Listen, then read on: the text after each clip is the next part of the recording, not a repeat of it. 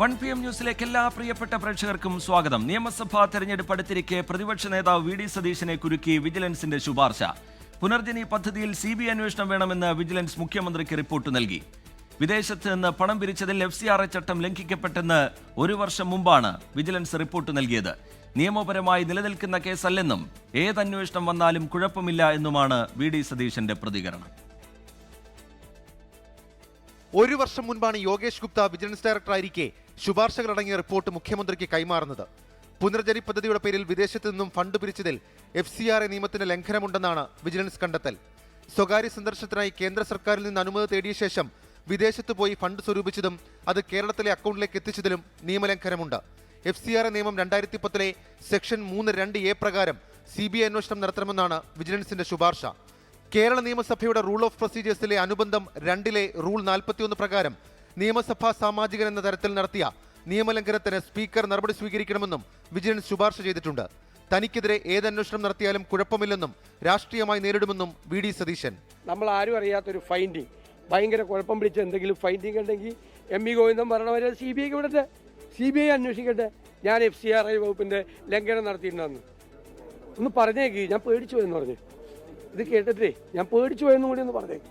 Manappattu foundation എന്ന പേരിൽ പുനർജനി പദ്ധതിക്കായി ഫൗണ്ടേഷൻ രൂപീകരിച്ചാണ് വിദേശത്ത് നിന്നും പണം സ്വീകരിച്ചതെന്നാണ് വിജിലൻസ് റിപ്പോർട്ടിൽ പറയുന്നത്. UK നിന്നും 19,95,880 രൂപ വിവിധ വ്യക്തികളിൽ നിന്നും സമാഹരിച്ച് മണപ്പാട്ട് ഫൗണ്ടേഷന്റെ അക്കൗണ്ടിലേക്ക് അയച്ചതായും വിജിലൻസ് കണ്ടെത്തലുണ്ട്. UK ആസ്ഥാനമായുള്ള മിഡ്ലാൻഡ് ഇന്റർനാഷണൽ എയ്ഡ് ട്രസ്റ്റ് എന്ന NGO വഴിയാണ് മണപ്പാട്ട് ഫൗണ്ടേഷന്റെ FCRA അക്കൗണ്ടിലേക്ക് പണം അയച്ചത്.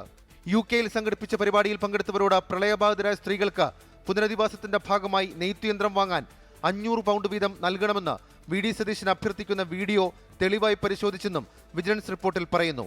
വിജിലൻസ് ശുപാർശയിൽ മുഖ്യമന്ത്രിയുടെ നിലപാട് നിർണായകമാകും. 24 തിരുവനന്തപുരം.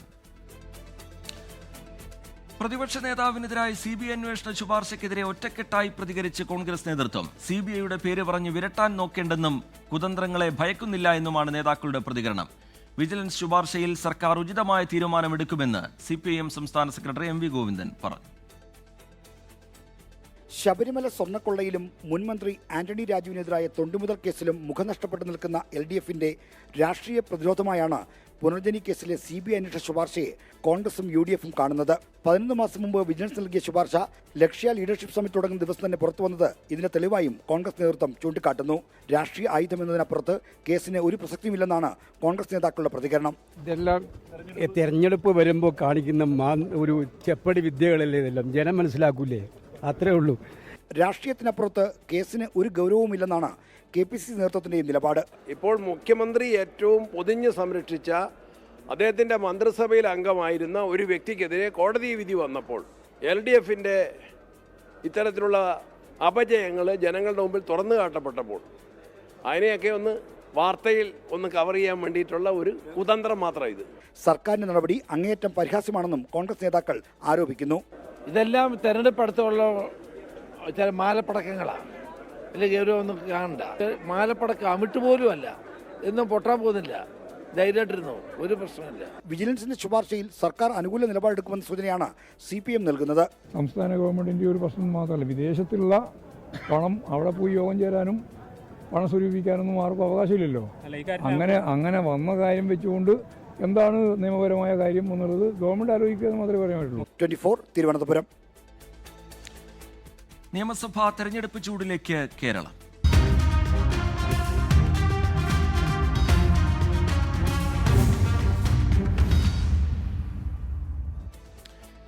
നിയമസഭാ തെരഞ്ഞെടുപ്പിന്റെ തന്ത്രങ്ങൾ മെനയാൻ കോൺഗ്രസ് നേതൃക്യാമ്പ് വയനാട് സുൽത്താൻ ബത്തേരിയിൽ തുടങ്ങി. ഭിന്നസ്വരങ്ങൾ ഒഴിവാക്കി അച്ചടക്കത്തോടെ ഒറ്റക്കെട്ടായി തെരഞ്ഞെടുപ്പിലേക്ക് നീങ്ങാൻ ക്യാമ്പിൽ തീരുമാനമെടുക്കും. സ്വയം സ്ഥാനാർത്ഥിത്വം പ്രഖ്യാപിച്ച് മുന്നോട്ട് വരുന്നവർക്കെതിരെ AICC general secretary KC Venugopal ശക്തമായ മുന്നറിയിപ്പ് നൽകി. തദ്ദേശ തെരഞ്ഞെടുപ്പിലെ വലിയ വിജയത്തിന്റെ ആത്മവിശ്വാസവുമായാണ് കോൺഗ്രസ് നേതൃത്വം ബത്തേരിയിലെ ലക്ഷ്യ 2026 ലീഡർഷിപ്പ് സമിറ്റിൽ സംഗമിക്കുന്നത്. നിയമസഭാ തെരഞ്ഞെടുപ്പിന്റെ തന്ത്രങ്ങൾക്ക് രൂപം നൽകുക, തദ്ദേശ തെരഞ്ഞെടുപ്പ് ഫലത്തിന്റെ സമഗ്രമായ അവലോകനം എന്നിവയാണ് ക്യാമ്പിന്റെ അജണ്ട. തർക്കങ്ങളും പ്രശ്നങ്ങളും ഒഴിവാക്കി ഐക്യത്തോടെ തെരഞ്ഞെടുപ്പിനെ നേരിടേണ്ടതിന്റെ ആവശ്യകതയും പ്രാധാന്യവും നേതാക്കളെ ബോധ്യപ്പെടുത്തുകയാണ് ക്യാമ്പിന്റെ ലക്ഷ്യം. അവസരങ്ങളില്ലാതെ ഒറ്റക്കെട്ടായി മുന്നോട്ട് പോയാൽ മാത്രമേ വിജയം എത്തിപ്പിടിക്കാൻ കഴിയൂവെന്ന് നേതാക്കളെ ബോധ്യപ്പെടുത്തും. സ്ഥാനാർത്ഥിത്വവുമായി ബന്ധപ്പെട്ട പ്രതികരണങ്ങൾ നടത്തുന്ന മുതിർന്ന നേതാക്കൾക്ക് മുന്നറിയിപ്പ് നൽകുന്നതായിരുന്നു ക്യാമ്പ് ഉദ്ഘാടനം ചെയ്തുകൊണ്ട് AICC general secretary KC Venugopal നടത്തിയ പ്രസംഗം. പക്ഷെ ഞാൻ പറഞ്ഞു വന്ന പോയിന്റ് അതല്ല. ആ തീരുമാനം വരുന്നതുവരെ നമ്മളാരും ഇന്നയാൾ സ്ഥാനാർത്ഥികളാവും അല്ലെങ്കിൽ ഞാൻ സ്ഥാനാർത്ഥിയാവും എന്നുള്ള സ്വയം പ്രഖ്യാപനം നടത്തണ്ട എന്നുള്ളതാണ് എനിക്ക് വിനയപൂർവ്വം നമുക്കെല്ലാവരോടും പറയാനായിട്ടുള്ളത്. നമ്മൾ പാർട്ടിയുടെ പ്രഖ്യാപിതമായിട്ടുള്ള സാഹചര്യങ്ങളെ കാത്തിരിക്കുക, അതിനുവേണ്ടി നിൽക്കുക. ലക്ഷ്യ ക്യാമ്പിന് ശേഷം സർക്കാരിനെതിരായ പ്രക്ഷോഭ പരിപാടികളിലേക്ക് കോൺഗ്രസ് കടക്കും. സ്ഥാനാർത്ഥി നിർണയത്തിന് നേതൃത്വം നൽകുന്ന സ്ക്രീനിംഗ് കമ്മിറ്റിയുടെ അധ്യക്ഷനെ നിയമിച്ചു കഴിഞ്ഞു. കമ്മിറ്റി രൂപീകരണം കഴിഞ്ഞാൽ ഇലക്ഷൻ കമ്മിറ്റിയും ചേരും. 20-നകം ആദ്യ പട്ടിക പ്രഖ്യാപിക്കാനാണ് കോൺഗ്രസ് ഒരുങ്ങുന്നത്. നാമനിർദ്ദേശ പത്രികാ സമർപ്പണത്തിന്റെ അവസാന ദിവസം വരെ സ്ഥാനാർത്ഥി നിർണയം നീട്ടിക്കൊണ്ടുപോകുന്നതായിരുന്നു കോൺഗ്രസിലെ പഴയ പതിവ്. 10 കൊല്ലത്തെ അധികാരനഷ്ടം കോൺഗ്രസിനെ പുതിയ പല പാഠങ്ങളും പഠിപ്പിക്കുകയാണ്. അതിന് തെളിവാണ് കോൺഗ്രസ് നേതൃക്യാമ്പിലെ തീരുമാനങ്ങൾ. സുൽത്താൻ ബത്തേരിയിൽ നിന്ന് അഭിലാഷ് പള്ളിക്കരയ്ക്കൊപ്പം R. ശ്രീജിത്ത്, 24. കോൺഗ്രസ് സ്ഥാനാർത്ഥി നിർണയം സർവേ അടിസ്ഥാനത്തിൽ. കർണാടക ആസ്ഥാനമായ ഏജൻസി എല്ലാ മണ്ഡലങ്ങളിലും സർവേ നടത്തി. വിജയസാധ്യതാ പട്ടിക ഹൈക്കമാൻഡിന് കൈമാറി. കോൺഗ്രസ് സ്ഥാനാർത്ഥി പ്രഖ്യാപനത്തിനായി കനകോലു ഏർപ്പെടുത്തിയ സ്വകാര്യ ഏജൻസിയുടെ സർവേ റിപ്പോർട്ട് ഹൈക്കമാൻഡിന് കൈമാറി എന്നതാണ് വിവരം. 3 മാസം മുൻപ് ആരംഭിച്ച സർവേയിൽ 3 അംഗ സംഘങ്ങൾ ഉണ്ടായിരുന്നു. സർവേയുടെ മേൽനോട്ടം നേരിട്ട് നിർവഹിച്ചത് കനകോലുവാണ്. സർവേ ടീം DCC പ്രസിഡന്റുമാരെയാണ് ആദ്യം വന്നു കണ്ടത്. അതിനുശേഷം മണ്ഡലങ്ങളിലേക്ക് ഇറങ്ങി. സാമുദായിക സംഘടനാ നേതാക്കൾ, സാമൂഹ്യ സ്വാധീനമുള്ള പ്രമുഖർ, ഘടകകക്ഷി നേതാക്കൾ, നിക്ഷേപകർ, വ്യവസായ പ്രമുഖർ തുടങ്ങിയവരിൽ നിന്നും അഭിപ്രായങ്ങളും നിർദ്ദേശങ്ങളും സ്വീകരിച്ചു. ഇതിനുശേഷം ചില സാങ്കേതിക വിവരങ്ങൾ കൂടി പരിഗണിച്ചാണ് പട്ടിക തയ്യാറാക്കിയത്. നവമാധ്യമങ്ങളിലും യുവാക്കളിലുമുള്ള സ്വാധീനം ഉൾപ്പെടെ ഇതിൽ ഘടകമായി എന്നാണ് വിവരം. ഈ വിവരങ്ങളെല്ലാം ക്രോഡീകരിച്ച് വിജയസാധ്യത മാത്രം കണക്കാക്കിയുള്ള ഒരു പട്ടികയാണ് ഹൈക്കമാൻഡിന് കൈമാറിയത്. ഓരോ മണ്ഡലത്തിലും ഒരാളുടെ പേര് മാത്രം എന്ന നിലയിൽ പട്ടിക കൈമാറി എന്നതാണ് വിവരം. കഴിഞ്ഞ ദിവസം AICC general secretary KC Venugopal സ്ഥാനാർത്ഥി പട്ടിക കോൺഗ്രസ് ആദ്യം പ്രഖ്യാപിക്കുമെന്നും ഇക്കുറി പ്രശ്നങ്ങളില്ലാതെയായിരിക്കും സ്ഥാനാർത്ഥി പ്രഖ്യാപനമെന്നും 24-നോട് പറഞ്ഞിരുന്നു. ഏജൻസിയുടെ പട്ടിക ഹൈക്കമാൻഡിന് കിട്ടിയതിനു ശേഷമാണ് ഇതെന്നാണ് വിവരം. അടുത്ത ദിവസം തന്നെ സ്ക്രീനിംഗ് കമ്മിറ്റി സ്ഥാനാർത്ഥി നിർണയത്തിന് വേണ്ടി യോഗം ചേരും. കനകോലു പട്ടിക പരിഗണിച്ചായിരിക്കും സ്ഥാനാർത്ഥി നിർണയം നടത്തുക. ഇതിനുശേഷം ഹൈക്കമാൻഡ് തന്നെ സ്ഥാനാർത്ഥിയെ പ്രഖ്യാപിക്കുകയും ചെയ്യും. ദീപക് ധർമ്മടം, 24, കോഴിക്കോട്. നിയമസഭാ തെരഞ്ഞെടുപ്പിൽ 30 സ്ഥാനാർത്ഥികളെ നേരത്തെ പ്രഖ്യാപിക്കാൻ BJP. തിരുവനന്തപുരം നേമത്ത് രാജീവ് ചന്ദ്രശേഖരം, കഴക്കൂട്ടത്ത് V. മുരളീധരനും സീറ്റ് ഉറപ്പിച്ചു. വട്ടിയൂർക്കാവിൽ K. സുരേന്ദ്രനും കായംകുളത്ത് ശോഭാ സുരേന്ദ്രനും പരിഗണനയിലാണ്. ഈ മാസം 12 മുതൽ പ്രചാരണം തുടങ്ങാനാണ് ആലോചന. 24 എക്സ്ക്ലൂസീവ്. ഈ മാസം 11-നാണ് കേന്ദ്ര ആഭ്യന്തരമന്ത്രി അമിത്ഷാ തിരുവനന്തപുരത്ത് BJP സംസ്ഥാന നേതൃയോഗത്തിൽ പങ്കെടുക്കുക. അമിത്ഷായുടെ വരവിനു പിന്നാലെ നിയമസഭാ തെരഞ്ഞെടുപ്പ് പ്രചാരണം ആരംഭിക്കാനാണ് BJPയുടെ തീരുമാനം. സംഘടനാ സ്വാധീനവും വോട്ടും വർദ്ധിച്ച 30ഓളം മണ്ഡലങ്ങളിൽ സ്ഥാനാർത്ഥികളെ വളരെ നേരത്തെ പ്രഖ്യാപിച്ച് തെരഞ്ഞെടുപ്പ് കളത്തിൽ സജീവമാകാനാണ് BJPയുടെ ആലോചന. മത്സരിക്കണമെങ്കിൽ ജയസാധ്യതയുള്ള മണ്ഡലം വേണമെന്ന് K. സുരേന്ദ്രൻ ആവശ്യപ്പെട്ടതായാണ് വിവരം. വട്ടിയൂർക്കാവോ തൃശൂരോ മത്സരിക്കാനാണ് K. സുരേന്ദ്രന് താൽപര്യം. തൃശൂരിൽ MT രമേശും കോഴിക്കോട് നോർത്തിൽ മഹിളാ മോർച്ച സംസ്ഥാന അധ്യക്ഷൻ നവ്യ ഹരിദാസും സ്ഥാനാർത്ഥികളാകാനാണ് സാധ്യത. അങ്ങനെയെങ്കിൽ K. സുരേന്ദ്രന് വട്ടിയൂർക്കാവ് നൽകും. BJP സംസ്ഥാന അധ്യക്ഷൻ രാജീവ് ചന്ദ്രശേഖർ നേമത്ത്, കഴക്കൂട്ടം V. മുരളീധരൻ, കാട്ടാക്കട PK കൃഷ്ണദാസ് എന്നിവർ സ്ഥാനാർത്ഥികളാകും. പാലക്കാട് പ്രശാന്ത് ശിവനാണ് സാധ്യത. സാമുദായിക സമവാക്യങ്ങളും മറ്റു രാഷ്ട്രീയ സാഹചര്യങ്ങളും കേന്ദ്ര നേതൃത്വത്തിന്റെ തീരുമാനപ്രകാരവുമായിരിക്കും സ്ഥാനാർത്ഥി പട്ടിക അന്തിമമാകുക. തദ്ദേശ തെരഞ്ഞെടുപ്പിൽ ക്രൈസ്തവ ന്യൂനപക്ഷങ്ങളെ ഒപ്പം നിർത്തുന്നതിന് പാർട്ടി ആവിഷ്കരിച്ച ക്രിസ്ത്യൻ ഔട്ട്റീച്ച് സമ്പൂർണ്ണമായി പാളിയെന്ന് BJP കോർ കമ്മിറ്റി യോഗം വിലയിരുത്തി. BJP ക്രിസ്ത്യൻ സ്ഥാനാർത്ഥികളിൽ ജയിച്ചത് 1.3% മാത്രം. സംസ്ഥാനത്താകെ 1926 ക്രൈസ്തവരെ BJP സ്ഥാനാർത്ഥികളാക്കിയെങ്കിലും വിജയിച്ചത് 25 പേർ മാത്രം. 6 ജില്ലകളിൽ ഒറ്റ ക്രൈസ്തവ സ്ഥാനാർത്ഥികളെ പോലും BJPക്ക് ജയിപ്പിക്കാനുമായില്ല. തദ്ദേശ തെരഞ്ഞെടുപ്പിൽ ക്രിസ്ത്യൻ വോട്ടുകൾ ആകർഷിക്കാനായില്ലെന്നു മാത്രമല്ല, ഹിന്ദു വോട്ടുകൾ നഷ്ടമായെന്നും BJP വിലയിരുത്തി. അലക്സ് റാം മുഹമ്മദ്, 24, തിരുവനന്തപുരം. പാലായിൽ ജോസ് കെ മാണി സി കാപ്പൻ മത്സരത്തിന് വീണ്ടും കളമൊരുങ്ങുന്നു. പാലായിൽ ഇത്തവണയും മത്സരിക്കുമെന്ന് മാണി സി കാപ്പൻ MLA 24-നോട് പറഞ്ഞു. പാല എന്നും സ്വന്തം എന്നായിരുന്നു ജോസ് കെ മാണിയുടെ പ്രതികരണം. കേരള കോൺഗ്രസ് എമ്മിന്റെ മുന്നണി മാറ്റ ചർച്ചകൾ ഒരു വശത്ത് നിൽക്കുമ്പോഴാണ് UDF-ലെ സ്ഥാനാർത്ഥി താൻ തന്നെയാണെന്ന് മാണി സി കാപ്പൻ പ്രഖ്യാപിച്ചത്. പാലായിൽ ഇത്തവണയും മത്സരിക്കുമെന്നും അതിനുള്ള പ്രവർത്തനങ്ങൾ ആരംഭിച്ചുവെന്നും മാണി സി കാപ്പൻ.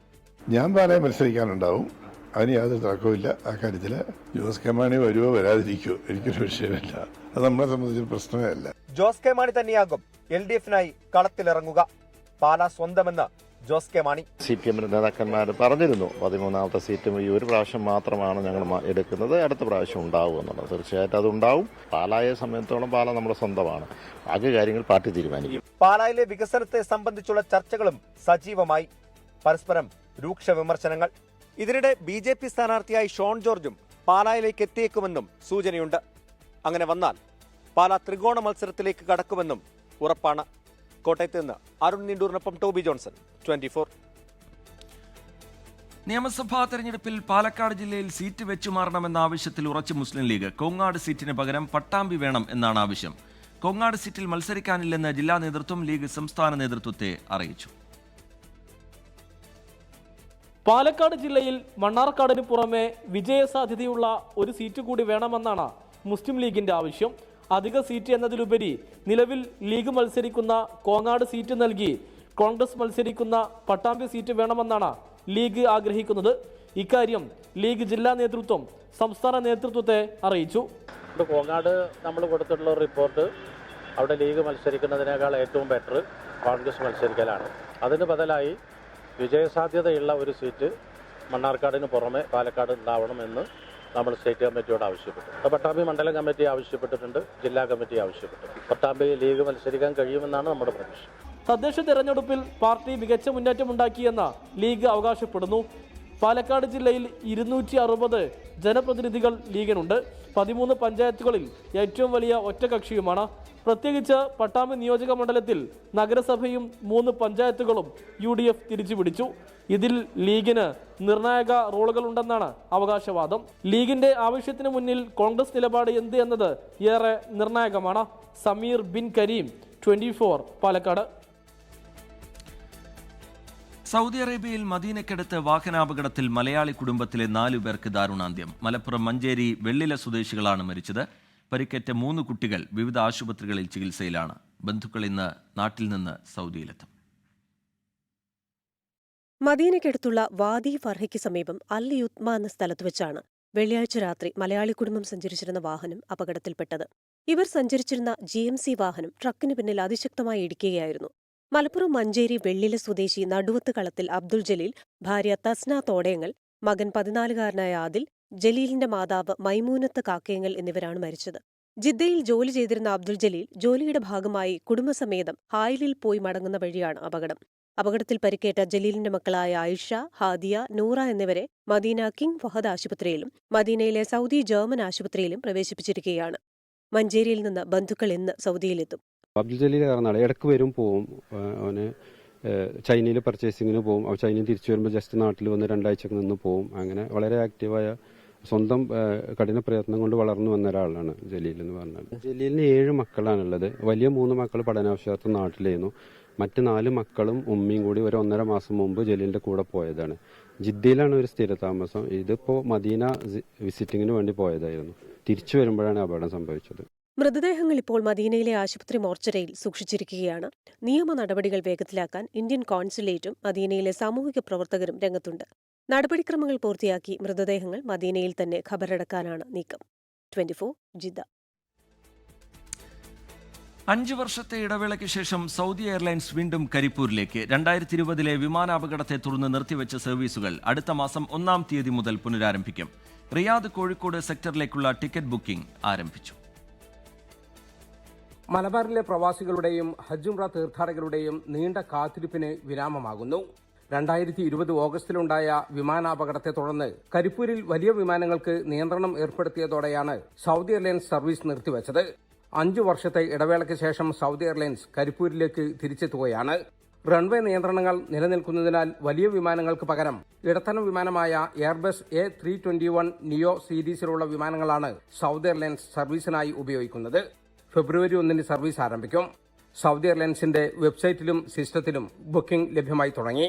ആദ്യഘട്ടത്തിൽ റിയാദ് കോഴിക്കോട് സെക്ടറിലാണ് സർവീസ്. ആഴ്ചയിൽ 4 സർവീസുകൾ വീതമാകും തുടക്കത്തിലുണ്ടാവുക. പിന്നീട് ഇത് ആഴ്ചയിൽ 6 സർവീസുകളായി വർദ്ധിപ്പിക്കും. പുലർച്ചെ 1:20-ന് റിയാദിൽ നിന്ന് പുറപ്പെടുന്ന വിമാനം രാവിലെ 8:35-ന് കരിപ്പൂരിലെത്തും. തിരികെ രാവിലെ 9:45-ന് കരിപ്പൂരിൽ നിന്ന് പുറപ്പെട്ട് ഉച്ചയ്ക്ക് 12:50-ന് റിയാദിലെത്തുന്ന രീതിയിലാണ് സർവീസ് ക്രമീകരിച്ചിരിക്കുന്നത്. റിയാദ് സർവീസിന് പിന്നാലെ മാർച്ച് മാസത്തോടെ ജിദ്ദയിൽ നിന്നുള്ള സർവീസുകളും ആരംഭിക്കുമെന്നാണ് സൂചന. പ്രവാസി സംഘടനകളുടെയും യാത്രക്കാരുടെയും നിരന്തരമായ ആവശ്യങ്ങൾക്കൊടുവിലാണ് സൗദി എയർലൈൻസിന്റെ ഈ മടങ്ങിവരവ്. ടിക്കറ്റ് നിരക്ക് കുറയാനും മലബാറിലെ യാത്രാക്ലേശത്തിന് വലിയ പരിഹാരമാകാനും ഇത് സഹായിക്കുമെന്നാണ് പ്രതീക്ഷ. ജലീൽ കണമകലം, 24 ജിദ്ദ. അട്ടിമറി നടത്തിയ അമേരിക്ക റാഞ്ചിയ വെനസ്വേലൻ പ്രസിഡന്റ് നിക്കോളാസ് മദുറോയെയും ഭാര്യ സിലിയ ഫ്ലോറസിനെയും ന്യൂയോർക്കിലെ ജയിലിലെത്തിച്ചു. അമേരിക്കയിലേക്ക് ലഹരിമരുന്നും ആയുധങ്ങളും എത്തിച്ചു എന്ന കുറ്റത്തിനാണ് മദുറോയെ വിചാരണ ചെയ്യുക. വെനസ്വേലയുടെ ആക്ടിംഗ് പ്രസിഡന്റായി ചുമതലയേൽക്കാൻ വൈസ് പ്രസിഡന്റ് ഡെൽസി റോഡ്രിഗസിനോട് വെനസ്വേലൻ സുപ്രീം കോടതി ആവശ്യപ്പെട്ടു. സൈനിക നടപടിയെ ന്യൂയോർക്ക് മേയർ സെഹ്റാൻ മംദാനി അപലപിച്ചു. അമേരിക്ക പിടികൂടിയ വെനസ്വേലൻ പ്രസിഡന്റ് നിക്കോളാസ് മഡൂറോയെയും ഭാര്യ സിലിയ ഫ്ലോറൻസിനെയും ഇന്ത്യൻ സമയം ഇന്ന് പുലർച്ചെ 3 മണിയോടെയാണ് ന്യൂയോർക്കിലെ സ്റ്റുവർട്ട് എയർ നാഷണൽ ഗാർഡ് ബേസിലെത്തിച്ചത്. ഇരുവരെയും വൈദ്യപരിശോധനകൾക്ക് വിധേയമാക്കിയ ശേഷം ന്യൂയോർക്ക് സിറ്റിയിലെ ബ്രൂക്ലിനിലെ United States Federal Administrative Detention സെന്ററിലേക്ക് മാറ്റി. ഇരുവരെയും നാളെ മാൻഹട്ടൻ ഫെഡറൽ കോടതിയിൽ ഹാജരാക്കും. അമേരിക്കയിലേക്ക് മയക്കുമരുന്നും ആയുധങ്ങളും എത്തിച്ചുവെന്ന കുറ്റത്തിനാണ് മഡൂറോയെ അമേരിക്കയിൽ കുറ്റവിചാരണ ചെയ്യുക. വെനസ്വേലയിൽ ഭരണമാറ്റം സാധ്യമാകുന്നതുവരെ അമേരിക്ക വെനസ്വേലയുടെ ഭരണം ഏറ്റെടുക്കുമെന്ന് ഇന്നലെ അമേരിക്കൻ പ്രസിഡന്റ് ഡൊണാൾഡ് ട്രംപ് വ്യക്തമാക്കിയിരുന്നു. വെനസ്വേലയുടെ എണ്ണപ്പാടങ്ങൾ പിടിച്ചെടുക്കുമെന്നും എണ്ണ വ്യവസായം പുനഃസ്ഥാപിക്കാൻ അമേരിക്കൻ കമ്പനികളെ നിയമിക്കുമെന്നും ട്രംപ് പറഞ്ഞു. പ്രതിപക്ഷ നേതാവ് മരിയ കൊരീന മച്ചാഡോയ്ക്ക് വെനസ്വേല ഭരിക്കാനാവശ്യമായ പിന്തുണയുണ്ടെന്ന് കരുതുന്നില്ലെന്നും ട്രംപ് വ്യക്തമാക്കി. അതിനിടെ വെനസ്വേലയുടെ ആക്ടിംഗ് പ്രസിഡന്റായി ചുമതലയേൽക്കാൻ വൈസ് പ്രസിഡന്റ് ഡെൽസി റോഡ്രിഗസിന് വെനസ്വേലൻ സുപ്രീം കോടതി നിർദ്ദേശം നൽകി. ഡെൽസിയുടെ നിയമനത്തെ ട്രംപ് പിന്തുണയ്ക്കുമെന്നാണ് റിപ്പോർട്ടുകൾ. അമേരിക്കൻ നടപടികൾ അപകടകരമായ കീഴ്വഴക്കം സൃഷ്ടിച്ചുവെന്ന് UN secretary general Antonio Guterres കുറ്റപ്പെടുത്തി. വിഷയം ചർച്ച ചെയ്യാൻ UN രക്ഷാസമിതി തിങ്കളാഴ്ച ചേരും. International desk 24. CPIM കേന്ദ്ര കമ്മിറ്റി അംഗം ഇളമരം കരീം CITU ദേശീയ ജനറൽ സെക്രട്ടറി. CITU ജനറൽ സെക്രട്ടറിയാകുന്ന ആദ്യ മലയാളിയാണ് ഇളമരം കരീം. ഇളമരം കരീമിന് പകരം MV ജയരാജൻ CITU സംസ്ഥാന സെക്രട്ടറിയാകും. വിശാഖപട്ടണത്ത് നടക്കുന്ന 18ാം CITU അഖിലേന്ത്യാ സമ്മേളനമാണ് എളമരം കരീമിനെ ദേശീയ ജനറൽ സെക്രട്ടറിയായി തിരഞ്ഞെടുത്തത്. ഇതോടെ ബാലാനന്ദന് ശേഷം ഈ പദവിയിലെത്തുന്ന കേരളത്തിൽ നിന്നുള്ള ആദ്യ നേതാവാകും എളമരം കരീം. നിലവിൽ CITU സംസ്ഥാന സെക്രട്ടറിയായ എളമരം കരീം CPIM കേന്ദ്ര കമ്മിറ്റി അംഗവുമാണ്. പശ്ചിമബംഗാളിൽ നിന്നുള്ള സുദീപ് ദത്തയാണ് അഖിലേന്ത്യാ പ്രസിഡന്റ്. KN ഗോപിനാഥാണ് കേരളത്തിൽ നിന്നുള്ള പുതിയ അഖിലേന്ത്യാ സെക്രട്ടറി. എളമരം ദേശീയ തലത്തിലെത്തിയതോടെ CPIM സംസ്ഥാന സെക്രട്ടേറിയറ്റ് അംഗമായ MV ജയരാജൻ CITU സംസ്ഥാന സെക്രട്ടറിയാകും. VS അച്യുതാനന്ദൻ സർക്കാരിന്റെ കാലത്ത് വ്യവസായ മന്ത്രിയായിരുന്നു എളമരം കരീം. പിന്നീട് CITU ചുമതലകളിലേക്ക് മാറുകയായിരുന്നു. CPIM ജനറൽ സെക്രട്ടറിക്ക് പിന്നാലെ CITU ദേശീയ നേതൃസ്ഥാനത്തേക്കും മലയാളി എത്തുന്നുവെന്ന പ്രത്യേകത കൂടിയുണ്ട്. 5 ദിവസം നീണ്ടുനിന്ന അഖിലേന്ത്യാ സമ്മേളനം തൊഴിലാളി മഹാറാലിയോടെ ഇന്ന് സമാപിക്കും. 24 തിരുവനന്തപുരം. ശബരിമല സ്വർണ്ണക്കൊള്ള പരാമർശിക്കുന്ന പാരഡി ഗാനത്തിനെതിരെ CPIM general secretary MA Baby നിലവാരമില്ലാത്ത പ്രചാരണങ്ങൾ കോൺഗ്രസിന്റെ അവസാന ആയുധമാണ്. സോണിയാഗാന്ധിയെ കുറ്റപ്പെടുത്താനോ സംശയനിഴലിലാക്കാനോ ഇല്ല എന്നും MA ബേബി പറഞ്ഞു. സഖാക്കള് കള്ളന്മാരാണ്, അയ്യപ്പൻ്റെ എടുത്തുകൊണ്ടുപോയി, സ്വർണ്ണം എടുത്തുകൊണ്ടുപോയി എന്നൊരു പാരഡി പാട്ടുണ്ടാക്കിയിട്ട് ഇങ്ങനെ പ്രചരിപ്പിക്കുകയായിരുന്നില്ലേ? എത്ര മ്ലേച്ഛമാണത്, എത്ര നിലവാരശൂന്യമാണ്. വലിയ നിലവാരമുള്ളവരെ പോലൊക്കെയല്ലേ ഈ UDFന്റെയും കോൺഗ്രസിന്റെയും നേതാക്കന്മാർ സംസാരിക്കുന്നത്. സഖാക്കളെല്ലാം കള്ളന്മാരാണോ? സഖാക്കൾ ആരെങ്കിലും കള്ളന്മാരാണെങ്കിൽ അവരുടെ മേൽ വേറെ ആരും നടപടിയെടുക്കണമെന്ന് ആവശ്യപ്പെടേണ്ട കാര്യമില്ല. പാർട്ടി നടപടിയെടുക്കും. അതാണ് കമ്മ്യൂണിസ്റ്റ് പാർട്ടി. അപ്പം അതാണ് ചരിത്രം. ആ സമയത്താണ് ഇത്തരത്തിൽ പോറ്റിയെ കയറ്റിയത് സഖാക്കളാണ് എന്ന് പറഞ്ഞിട്ടാണ് ആ പാട്ട് പാരഡിഗാനം. പാരഡിഗാനമായിട്ട് ഇപ്പോൾ എന്ത് വേണമെങ്കിലും പറയാം. എന്തെല്ലാം ആരെക്കുറിച്ച് എന്തെല്ലാം അപവാദങ്ങളും പാരഡി രൂപത്തിൽ പറയുന്നു ഇല്ലേ? ഇനി ശബരിമല വാർത്തകൾ. ശരണം സന്നിധാനം. ശരണം സന്നിധാനം co powered by Ramesh RG നല്ലെണ്ണ. ആർജിക്കാം നല്ലൊരു പ്രാർത്ഥനാശീലം. കളർ മങ്ങാത്ത വൃത്തി. ലേക്രോൾ കാർ ഷാംപൂ. തരിതരിയായ GRB നെയ്. പ്യുവറാണ്, അത് ഷുവറാണ്. Co sponsored by BLM Kerala, Tamil Nadu, Pondicherry. Sabarimala സന്നിധാനത്ത് വൻ ഭക്തജന തിരക്ക്. ഇന്ന് ഉച്ചവരെ ദർശനം നടത്തിയ ഭക്തരുടെ എണ്ണം 50,000 പിന്നിട്ടു. പമ്പയിൽ നിന്നും മരക്കൂട്ടത്തു നിന്നും നിയന്ത്രണങ്ങളോടെയാണ് ഭക്തരെ കടത്തിവിടുന്നത്. മകരവിളക്ക് പ്രമാണിച്ച് ഭക്തരുടെ എണ്ണം ഇനിയും കൂടിയേക്കും. പമ്പയിൽ മകരവിളക്കൊരുക്കത്തിന്റെ ഭാഗമായി ഗതാഗത മന്ത്രി KB ഗണേഷ് കുമാറിന്റെ നേതൃത്വത്തിൽ അവലോകന യോഗം ചേർന്നു. ഈ മാസം 14-നാണ് മകരവിളക്ക്. കേട്ടറ്റ് പരീക്ഷ നിർബന്ധമാക്കിയ സുപ്രീം കോടതി വിധിക്കെതിരെ സംസ്ഥാന സർക്കാർ പുനഃപരിശോധനാ ഹർജി നൽകി. കേരളത്തിൻ്റേതുൾപ്പെടെ 6 പുനഃപരിശോധനാ ഹർജികളാണ് സുപ്രീം കോടതിക്ക് മുന്നിൽ എത്തിയിരിക്കുന്നത്. സുപ്രീം കോടതി വിധിയുടെ അടിസ്ഥാനത്തിൽ അധ്യാപകർക്ക് കേട്ടറ്റ് നിർബന്ധമാക്കി സംസ്ഥാന സർക്കാർ ഉത്തരവിറക്കിയിരുന്നു. എന്നാൽ അധ്യാപക സംഘടനകളുടെ പ്രതിഷേധത്തെ തുടർന്ന് ഉത്തരവ് താൽക്കാലികമായി മരവിപ്പിച്ച് കഴിഞ്ഞ ദിവസമാണ് സർക്കാർ ഉത്തരവിറക്കിയത്. തൊണ്ടി മുതൽ തിരിമറി കേസിൽ ശിക്ഷിക്കപ്പെട്ട ആന്റണി രാജുവിനെ MLA സ്ഥാനത്ത് നിന്ന് നീക്കിയുള്ള വിജ്ഞാപനം നിയമസഭാ സെക്രട്ടേറിയറ്റ് ഉടൻ പുറത്തിറക്കും. വിജ്ഞാപനം ഇറങ്ങുന്നതിന് മുമ്പ് ആന്റണി രാജു രാജിവെച്ചേക്കും. കോടതി വിധിക്കെതിരെ ഉടൻ മേൽക്കോടതിയെ സമീപിക്കാനാണ് ആന്റണി രാജുവിന്റെയും 1-ാം പ്രതി KS ജോസിന്റെയും നീക്കം.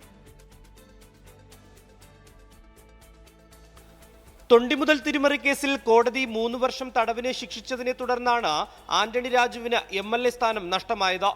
എന്നാൽ നിയമസഭാ സെക്രട്ടറി അയോഗ്യതാ ഉത്തരവ് പുറപ്പെടുവിക്കുന്നതിന് മുമ്പ് സ്വയം രാജിവെക്കാനാണ് ആന്റണി രാജുവിന്റെ നീക്കം. കോടതി വിധി റദ്ദു ചെയ്യണമെന്നാവശ്യപ്പെട്ട് 1-ാം പ്രതി KS ജോസും ആന്റണി രാജുവും മേൽക്കോടതിയെ സമീപിക്കും. അനുകൂല വിധി നേടിയില്ലെങ്കിൽ ആന്റണി രാജുവിന് തെരഞ്ഞെടുപ്പിൽ മത്സരിക്കാനാകില്ല. അതിനാൽ ധൃതി പിടിച്ചുള്ള നീക്കമാണ് ആന്റണി രാജു നടത്തുന്നത്. അതേസമയം ആന്റണി രാജു പൊതുവേദിയിലെത്തിയാൽ തടയുന്നതുൾപ്പെടെയുള്ള പ്രതിഷേധത്തിലേക്ക് നീങ്ങാനാണ് കോൺഗ്രസ് ആലോചിക്കുന്നത്. യൂത്ത് കോൺഗ്രസ്, KSU സംഘടനകളും സമാന്തരമായ പ്രതിഷേധങ്ങൾ സംഘടിപ്പിക്കും. കോടതി വിധി സംസ്ഥാന തലത്തിൽ തന്നെ ചർച്ചയാക്കാനാണ് നേതൃത്വത്തിനിടയിലെ ആലോചന. മുൻ ഗതാഗത മന്ത്രി എന്ന നിലയിൽ ആന്റണി രാജു നടത്തിയ മുഴുവൻ പദ്ധതികളും ഇടപാടുകളും അന്വേഷിക്കണമെന്ന ആവശ്യവും നേതാക്കൾ മുന്നോട്ട് വെക്കുന്നുണ്ട്. നിയമസഭാ തെരഞ്ഞെടുപ്പ് അടുത്തു നിൽക്കുന്ന അവസരത്തിൽ ആന്റണി രാജുവിനെതിരായ പ്രതിഷേധം ഗുണം ചെയ്യുമെന്നാണ് നേതൃത്വത്തിന്റെ വിലയിരുത്തൽ. 24 തിരുവനന്തപുരം.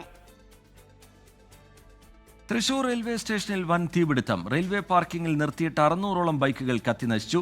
റെയിൽവേ ലൈനിൽ നിന്നും തീപ്പൊരി വീണ് തീ പടർന്നതാകാം എന്നാണ് പ്രാഥമിക നിഗമനം. തീപിടുത്തം ഗുരുതര സുരക്ഷാ വീഴ്ചയെന്ന് DGP റവാഡ ചന്ദ്രശേഖർ പ്രതികരിച്ചു.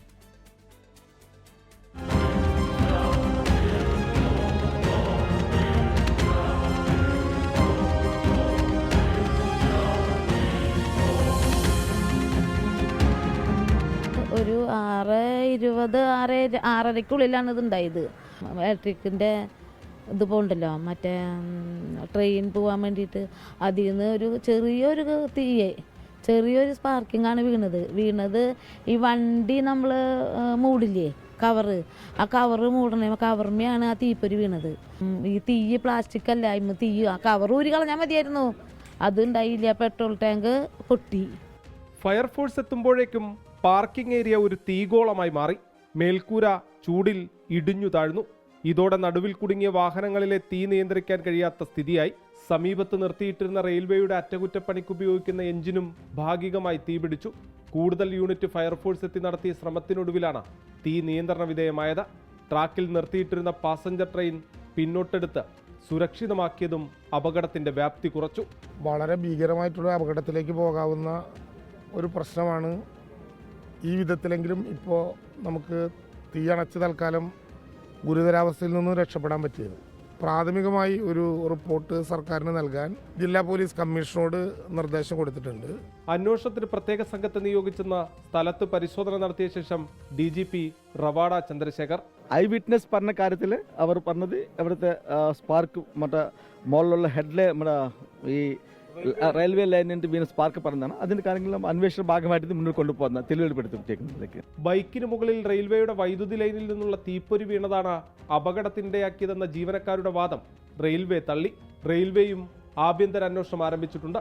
കോർപ്പറേഷന്റെ അനുമതിയില്ലാതെയാണ് പാർക്കിംഗ് ഏരിയ പ്രവർത്തിച്ചതെന്ന് ഡെപ്യൂട്ടി മേയർ A. പ്രസാദ്. സംഭവത്തിൽ പോലീസ് കേസെടുത്തു. 24 തൃശൂർ.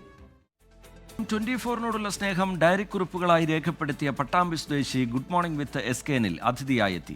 2025-ൽ 24 സംപ്രേഷണം ചെയ്ത എല്ലാ വാർത്തകളും ഒരു ഡയറിയിൽ കുറിച്ചുവെച്ച കൊപ്പം സ്വദേശി ചന്ദ്രൻ പന്തലങ്ങാടാണ് അതിഥിയായി എത്തിയത്.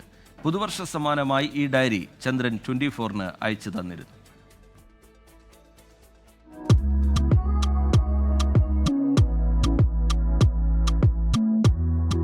ചന്ദ്രൻ പന്തലക്കാടിന്റെ വാർത്തയാണ് ജീവിതം. ആ വാർത്തായാത്ര മുന്നോട്ടു പോകുന്നത് 24-നോടൊപ്പവും. 7 വർഷം മുമ്പാണ് ചന്ദ്രൻ ഓരോ ദിവസത്തെയും പ്രധാന വാർത്തകൾ ഡയറിയിൽ കുറിക്കാൻ തുടങ്ങിയത്. 24 മാത്രം കണ്ടാണ് ഡയറി എഴുത്ത്.